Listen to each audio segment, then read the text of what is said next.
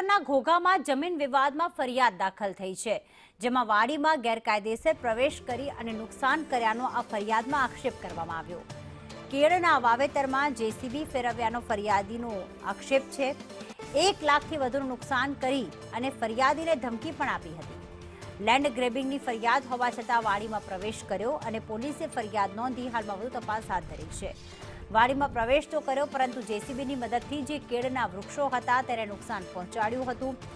આ વિસ્તારમાં આખો જમીન વિવાદ અંગે ફરિયાદ નોંધાઈ છે. સામે પક્ષના વ્યક્તિઓએ વાડીમાં ગેરકાયદેસર પ્રવેશ કરીને 3 વીઘામાં વાવેલ જે કેળ હતું તે લાખો રૂપિયાનું હતું, માફ કરશો 1 લાખ રૂપિયાનું હતું, તેના વધુથી પણ હોઈ શકે છે, તેને નુકસાન પહોંચાડ્યું છે. તે અંગે ફરિયાદ નોંધાઈ છે. સર્વે નંબર 233 પૈકી 8માં વિવાદ ચાલી રહ્યો હતો, જેના કારણે આ અંગે લેન્ડ ગ્રેબિંગની ફરિયાદ દાખલ થયેલી છે.